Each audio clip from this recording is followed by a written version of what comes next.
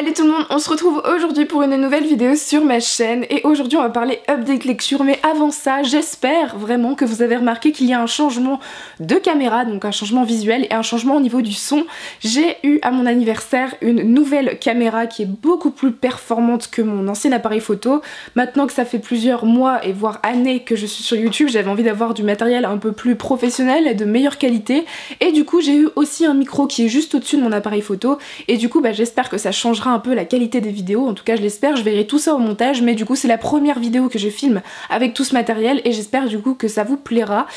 Du coup aujourd'hui pour cette update lecture j'ai 4 romans à vous présenter, dont de la fantasy et du contemporain et de la science-fiction. Du coup on va commencer tout de suite. Le premier roman dont je dois vous parler, il s'agit de Autre Monde, Ambre de Maxime Chatham aux éditions Le Livre de Poche. Ici il s'agit d'une nouvelle de 170 pages qui se passe avant la saga Autre Monde, c'est-à-dire que vous pouvez lire ce roman avant d'avoir lu la saga entière pour avoir un petit aperçu de ce que la saga peut être.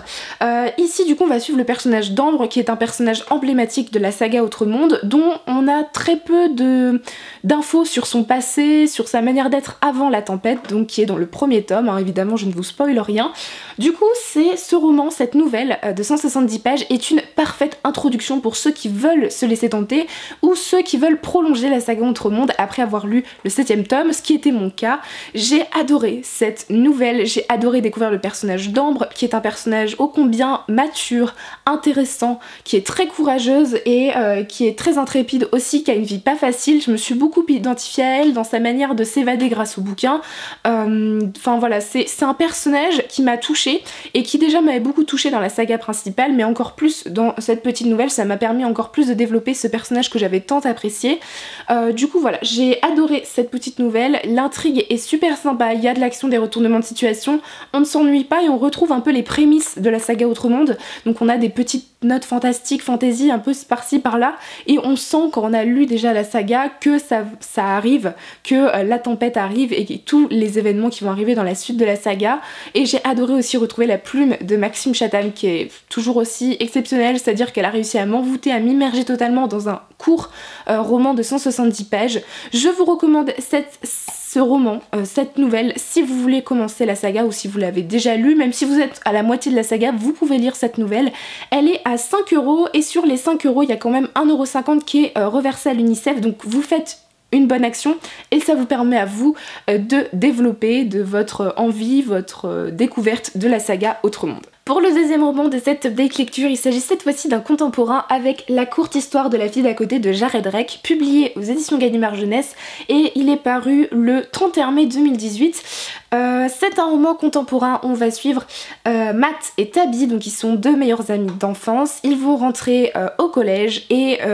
Matt est amoureux de Tabby, mais Tabby elle est amoureuse de Liam, qui est un garçon qui est en terminale alors qu'eux ils sont en 5ème. Et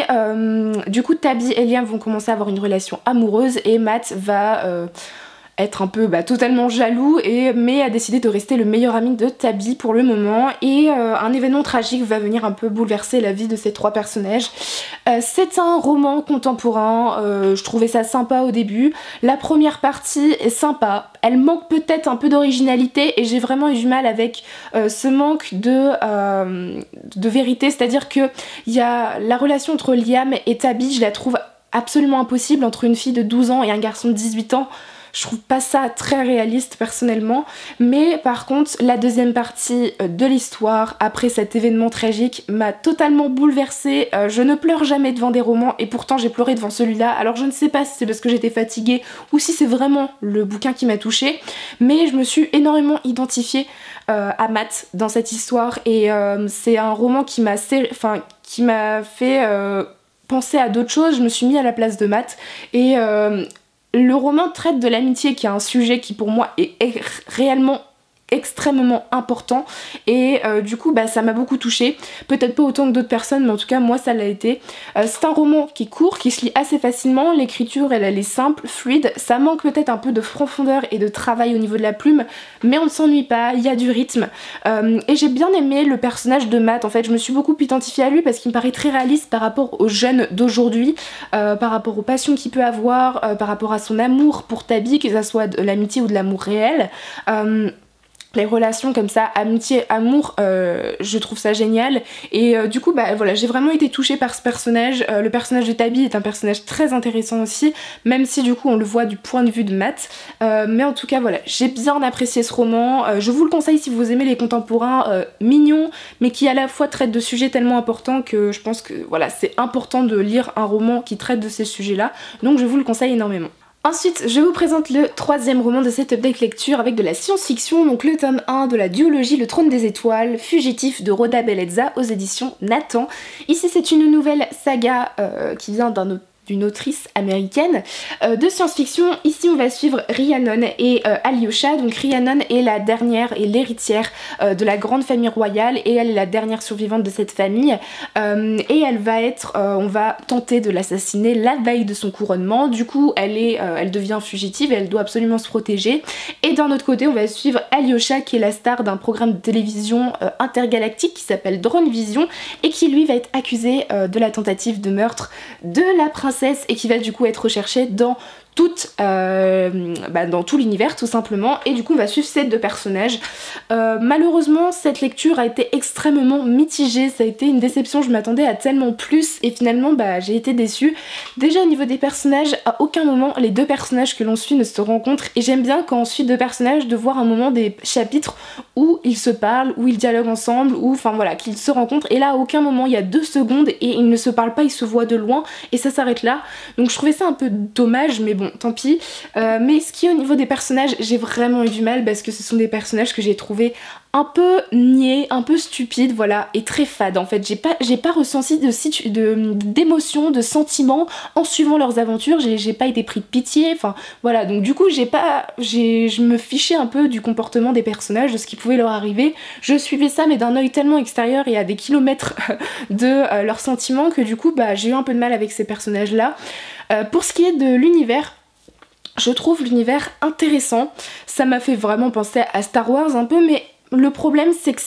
les explications sont très brouillons et du coup bah, j'avais vraiment eu du mal à rentrer dans l'univers parce que je ne comprenais pas où l'auteur voulait nous emmener, ce que l'auteur nous expliquait. Il y a énormément de vocabulaire avec des races, des planètes, enfin voilà, il y a plein de choses et du coup bah, vu que l'auteur nous introduit à aucun moment l'univers mais plutôt par des gros placards comme ça où elle nous explique tout d'un coup, au lieu de faire petit à petit pour qu'on comprenne et qu'on arrive à assimiler l'univers, bah du coup j'ai eu du mal à suivre. Et du coup bah j'accrochais pas au personnage et j'étais du coup pas immergée dans l'univers, donc ça a fait que ma lecture a été assez longue. Pour ce qui est de l'intrigue, il y a pas mal d'actions, mais du coup j'avais voilà une certaine distance en fait avec les personnages et même avec l'histoire, donc du coup il pouvait y avoir de l'action, j'étais pas forcément prise dedans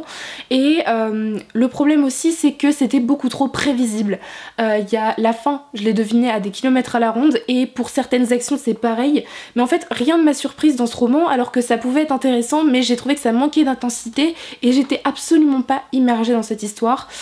Et pour finir, bah, l'écriture elle est sympa, même si ici on est sur une traduction, c'est sympa, c'est plutôt fluide et c'est ce qui m'a permis aussi de finir le bouquin,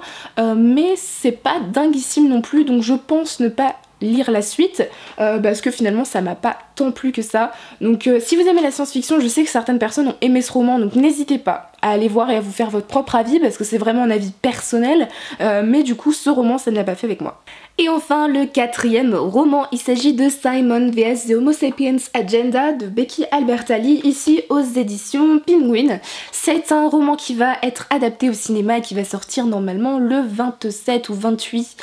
juin. Avec Nick Robinson si je ne me trompe pas, et du coup bah, j'avais très envie de lire ce roman avant de voir le film au cinéma et j'ai été agréablement surprise. Je ne suis pas une une adepte des contemporains, là j'en ai lu un mais c'est parce que je l'ai reçu des éditions Gallimard Jeunesse, donc je me dois de le lire plus vite vu que c'est un service presse, mais ici j'étais quand même plutôt intriguée par ce roman parce qu'ici on va traiter d'homosexualité qui n'est pas une, même si de plus en plus, mais ce n'est pas une notion notion qui est beaucoup utilisée en young adult. Du coup bah ici ça m'intéressait pas mal. On va suivre du coup le personnage de Simon Spire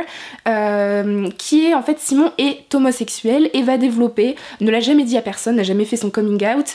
il a 16 ans, il est au lycée et il va développer une relation avec un garçon qui s'appelle Blue et par mail, donc il n'a jamais rencontré ce garçon, chacun se cache derrière un pseudo et ils apprennent à se découvrir par mail, mais du coup il n'y a que Blue qui est au courant de l'homosexualité de Simon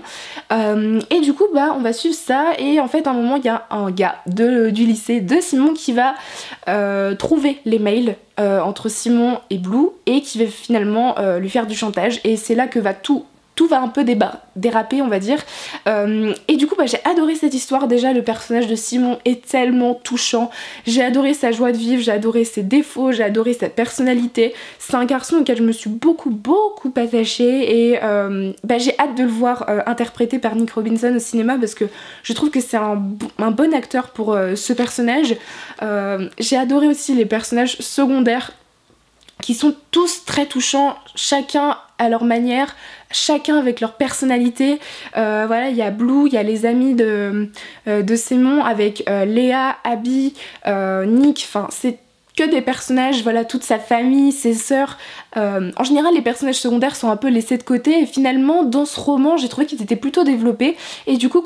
j'ai bien aimé voir les relations qu'ils avaient tous avec Simon chacun de leur côté. J'ai trouvé ça super attachant, enfin, c'était très touchant, très sympa à lire. C'est un bouquin qui finalement m'a donné le sourire, je me suis absolument pas ennuyée, il y a quand même pas mal d'action si je puis dire, des retournements de situation, de la surprise. C'est pas un roman d'action, ça reste un contemporain mais on ne s'ennuie pas, il se passe toujours quelque chose et ça se passe sur quelques mois donc c'est pas trop rapide non plus mais ça reste réaliste tout simplement. J'ai adoré les notions que l'autrice traitait ici avec l'homosexualité, la bisexualité, le harcèlement, voilà, enfin toute la notion d'apparence qu'on peut avoir au lycée et qui est extrêmement importante, beaucoup trop importante aujourd'hui je pense et bah, c'était super intéressant de lire un bouquin là-dessus. Je pense que beaucoup de gens devraient lire ce roman sincèrement, juste au niveau du chantage, du harcèlement qui se fait sans qu'on s'en rende compte, c'est un peu bah, l'exemple dans ce bouquin et bah, j'ai adoré ce roman. L'écriture elle est fluide, elle est addictive, elle est plutôt prenante, hein. Moi j'ai lu ce roman en 2 jours alors qu'il fait 300 pages et après ça reste un contemporain, ça se lit assez vite mais si vous voulez commencer dans la VO et que ce roman vous tente, n'hésitez pas à aller lire ce roman parce que c'est très simple à lire, il n'y a aucun problème, je le recommande aux débutants en VO anglaise mais en tout cas voilà, j'ai adoré ce bouquin. J'aimerais beaucoup lire Léa and the Offbeats, donc qui est pas la suite mais qui est sur le personnage de Léa qui est la meilleure amie de Simon dans ce roman. Mais du coup je vais lire d'autres romans de cet auteur et j'ai hâte d'aller voir le film au cinéma. Voilà tout le monde, cette vidéo est terminée, j'espère qu'elle vous aura plu, donc n'hésitez pas à me dire en commentaire si vous avez lu un de ces romans ou s'il vous tente et du coup bah, moi je vous souhaite de très bonnes lectures et vous dis à très bientôt dans une prochaine vidéo. Bye!